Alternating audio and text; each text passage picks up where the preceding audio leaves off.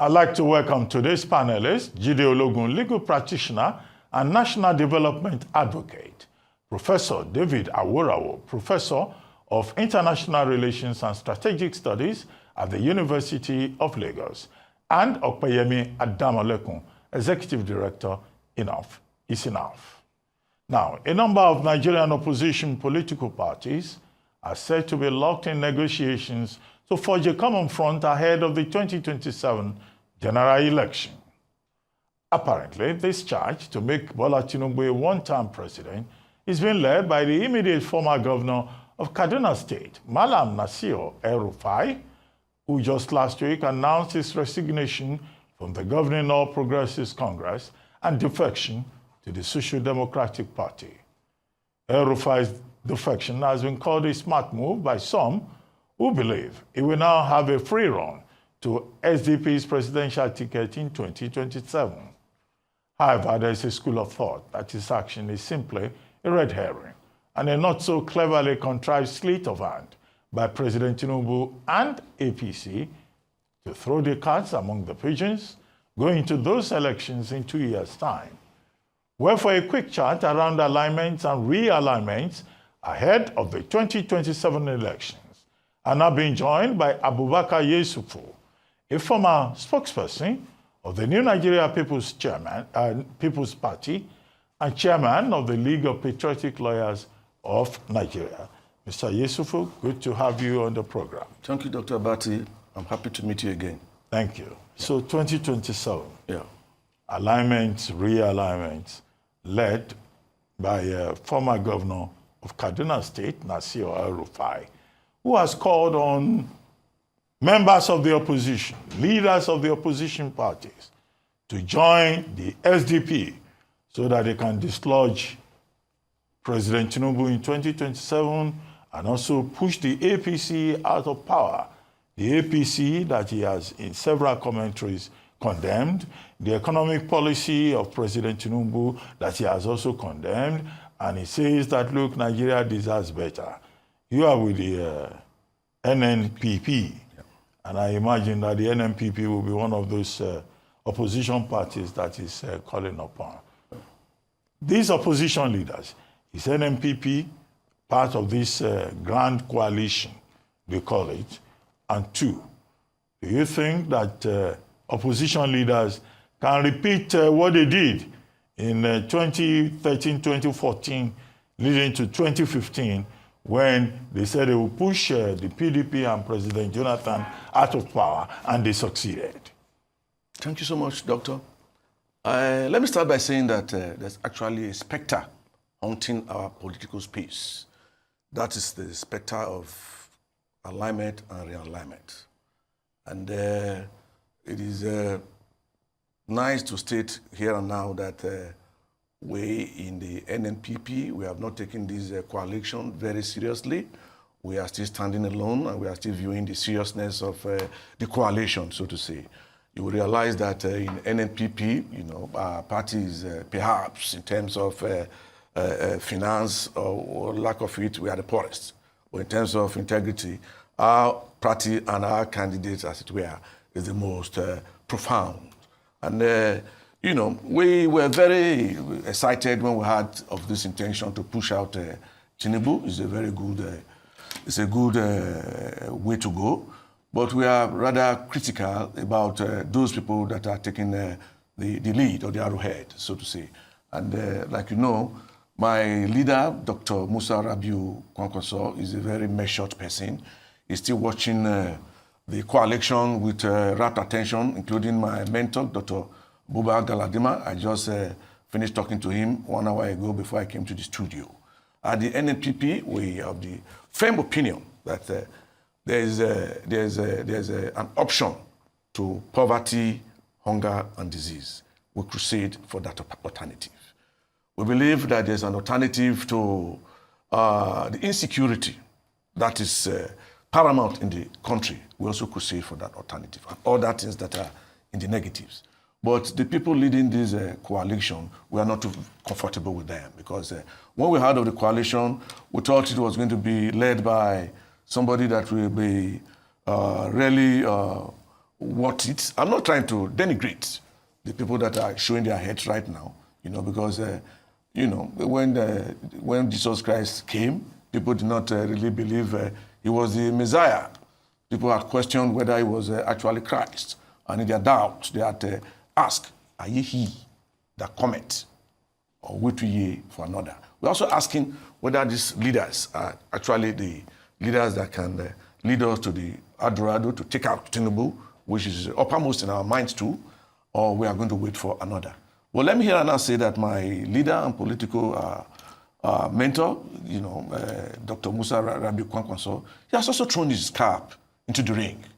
If he wins, he will be the statesman that he has always been. Or if he does not win, he will be the sportsman that he has always tried to be. Okay, tendering his resignation with the greatest political decorum. Mr. Yesufu, I'm interested in this part about Yeah. your party, Yeah. or perhaps you yourself, Yeah. and perhaps the leaders of the party that Yeah. you have mentioned, not being comfortable Yeah. with the people leading the opposition. Yeah. What are you not comfortable about? Yeah. What are the areas of concern in terms of maybe the personality or the ambition Yeah. of the persons who are leading the opposition? And if you could just be specific and say this person, that person, that person. Well, if I describe, the reservations we have about some of these people, it's not an indication that we don't like them, but it's just that we have doubts about what we stand for. Because barely 2 years ago, the most profound of these leader that has just crossed carpet is El-Rufai. We discovered that he was also campaigning for Tinubu. Indeed, he went to court, engaged the Central Bank of Nigeria, and that led to the financial squeeze that was meant to take out the wind out of the sail of Tinubu. So coming now to say that the same Tinubu is bad, we are taking it with a pinch of salt. We are not saying it's bad, we are still watching. Maybe next week, if we hold our meeting again, we'll be able to tell the world that, yes, we'll be able to check his credentials. We think it's good enough. But as it stands, we are not very comfortable. Then the other one is Major Mustafa. Al-Mustafa. Al-Mustafa's role he played in June 12th and the death of some characters, so to say, is not still clear to us. Not some characters. Yes. Chief MKO Abiola. Yeah. And also pro-democracy activists. Yeah, but I'm a lawyer. I don't want to be too specific. So, but I suggest it's a horse of that But color. As a lawyer, you should deal with facts. Okay, so that's why provide concrete evidence. Yes, we are still looking at them. We are not saying we are rejecting them in its entirety, but we are always saying that we are taking them with a pinch of salt, and we are also saying, like the Bible will say, "Are ye he that cometh?" Are you really out to lead this change? As emphasized by the NNPP. The NNPP is a very determined party, like I told you, and we always maintain. We don't. They have all come to us, even after the election. What's his name? Atiku, El-Rufai, to name but a few. They have all been to Kano to see. What of Mr. Peter Obi? Yeah, Peter Obi has been there too, and that is part of the problem we're also having. When we wanted to form an alliance or a relationship with Peter Obi, it was very frenetic. The move was very enthusiastic. Everybody was interested. But the adherents of Labour Party wanted Peter Obi to be the presidential candidate. It was they were conically rigid about that policy. And my leader told them that, look, charity begins at home. Have you been able, or will you be able to take out your state, Anambra and all that? And what's the population of your state? We stated some of those conditions, and they were not able to meet them. And we advised Peter Obi and their adherents that it would be short-sighted to feed Peter Obi. Peter Obi is very, very brazen, very articulate, and very inspirational, just like my leader. But this idea of taking, of this belief that it's either presidency or nothing else is what scuttled that alliance. And we do hope that the same thing will not scuttle the alliance that is... we are looking at it. We are not saying we are not going to be part of it, but we are still looking at it. We study style. Okay, Mr. Yesufu, some other names have been mentioned. Yeah. As persons who may likely be part of this grand coalition. Yeah. Waziri Adamawa, Yeah. Atiku Abubakar, Yeah. Pastor Tunde Bakari, Yeah. whom Malam Nasir El-Rufai met, Yeah. Rauf Aregbesola, Yeah. Omoluabi Rauf, Ogbeni Rauf Aregbesola, all these other persons. Do you think they can really form a coalition? Yeah, well, let me start with Atiku, a gentleman to the core. But it is my own opinion, not the opinion of my party. After all, in matters of opinion, there can really be no dispute. Gossip, no dispute. I do not know how you can really pilot the change from far away Dubai. You are like an absentee aspirant.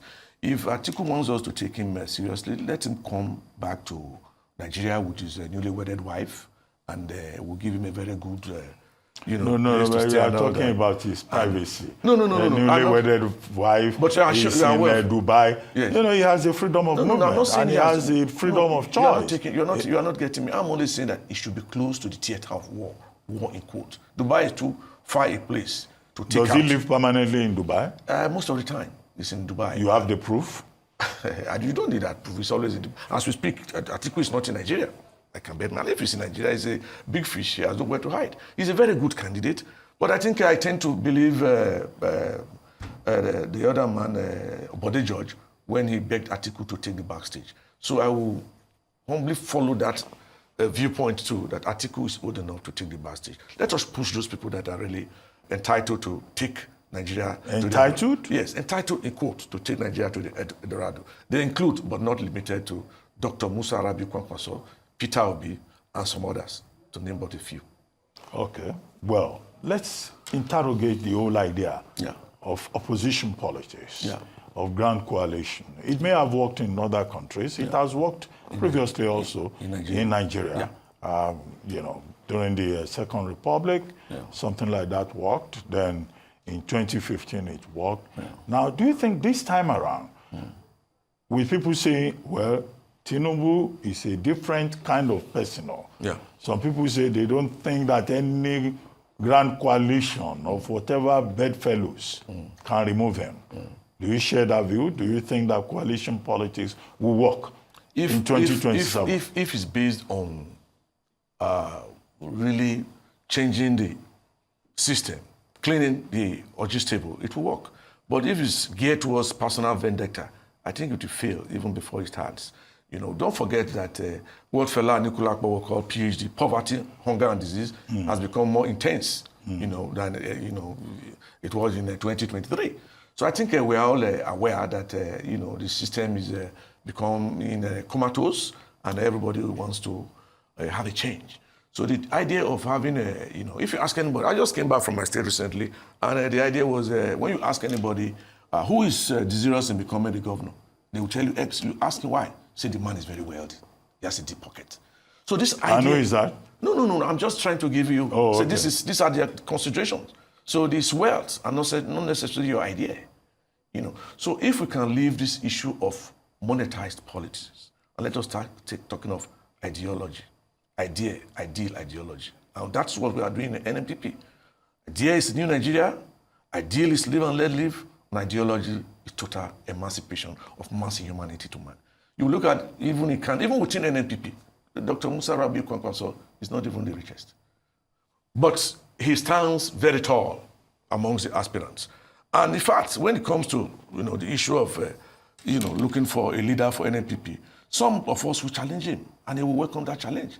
But in Nigeria here, you discover the political party is tied to the character. Reminiscence of the French Revolution, when the king would say, the state is mine. L'État, c'est moi. The party is mine. It's not like that in NNPP.